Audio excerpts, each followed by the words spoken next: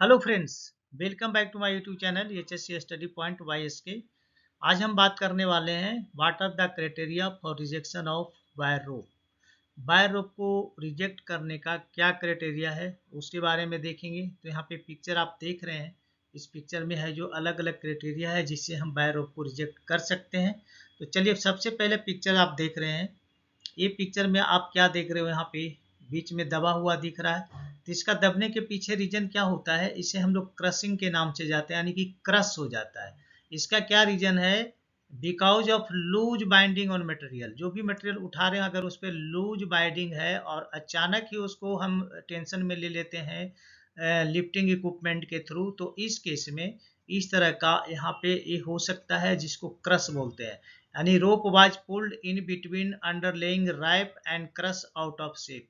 तो इसके कारण ये इसका शेप है जो क्रश हो जाता है। तो ध्यान रखना है कि जब भी लूज बाइंडिंग अगर किसी भी मटेरियल पे हो तो पहले क्रेन से धीरे धीरे उसको टाइट कर लेना है, उसके बाद उठाना है।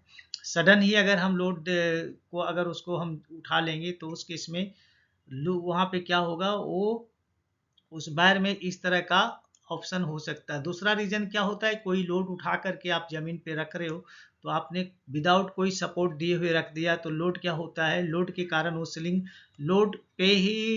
पे ही लोड रख दिया जाता है, जिसके कारण उसके लोड के कारण सीलिंग इस तरह से है जो दब जाता है, जिसको क्रशिंग के नाम से जाता है, यानी कि क्रश हो गया। नेक्स्ट जो होता है बर्ड केजिंग। तो बर्ड केजिंग का ये पिक्चर आप देख रहे हो, ये बर्ड केजिंग है। बर्ड केजिंग में क्या होता है, एक्स्ट्रा टेंशन स्लिंग पे देने से अचानक सडन लोड को फिर रिलीज कर देंगे तो इस केस में इस फॉर्म में आ जाएगा, यानी कि a bird caging is a cause by sudden release of load tension from the rope. यानी रोप पे टेंशन में है और अपने सडन ही उसको क्या किया, नीचे ला करके और अचानक छोड़ दिए, तो उस केस में वो सडन रिलीज हो गया उसका लोड। इसके कारण क्या होता है, वो अपने फॉर्म में आना चाहता है लेकिन वो अपने फॉर्म में नहीं आके इस फॉर्म में आ जाता है, जिसको हम लोग बर्ड केजिंग बोलते हैं। मतलब वो हुआ, in this case a strand and wire open away from each other and will not return to their original position. यानी कि ओरिजिनल पोजीशन में फिर ये लौटता नहीं है और यह है जो चिड़िया की घोंसला की जैसी आकृति बना लेता है, इसलिए इसका नाम बर्ड केजिंग के नाम से रखा गया है। तो दूसरा कारण ये हो गया। तीसरा होता है किंक। किंक का कारण इस तरह का, देखिए सीलिंग अगर आपको दिखता है तो किंक सीलिंग है, इस तरह का दिखता है तो किंक सीलिंग है, या इस तरह का इसका स्ट्रक्चर दिखता है तो किंक सीलिंग है। किंक सीलिंग क्यों होता है? Due to jerk load. Jerk load देने से किंक हो सकता है, या rope is drawn too tightly, rope को काफी टाइट से खींचा, दबा हुआ है, टाइटली खींच दिया।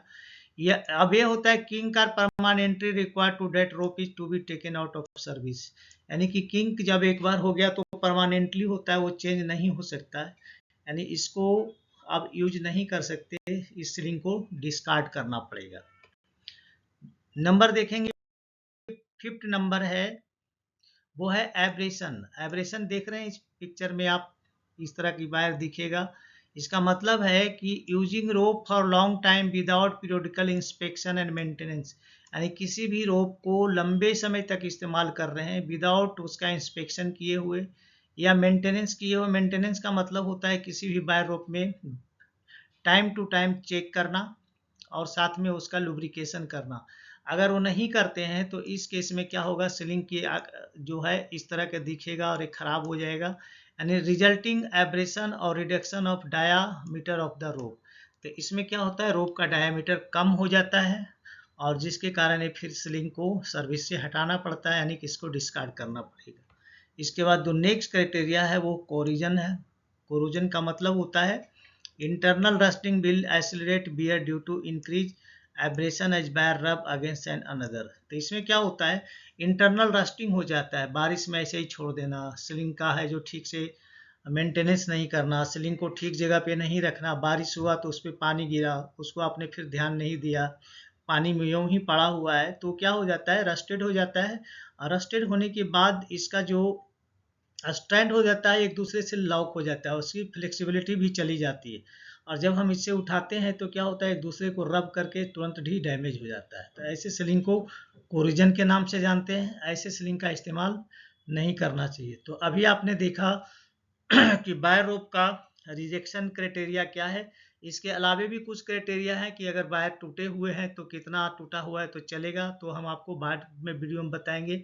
अभी जस्ट पिक्चर के माध्यम से मैंने आपको 5 बताया कि 5 क्राइटेरिया अगर मिलता है तो उसके इसमें ये है जो सीलिंग डैमेज है, इसका इस्तेमाल नहीं करना चाहिए। तो चलिए दोस्तों, यहाँ पे मैं आपसे रिक्वेस्ट करूँगा, अगर आप हमारे चैनल पे नए हैं तो प्लीज़ चैनल को सब्सक्राइब करें, दोस्तों में ज़रूर शेयर करें और बेल आइकन को ऑल पे सेट कर लें ताकि हमारे जितने भी वीडियो रिलीज हो उसका नोटिफिकेशन आपको टाइम से मिले।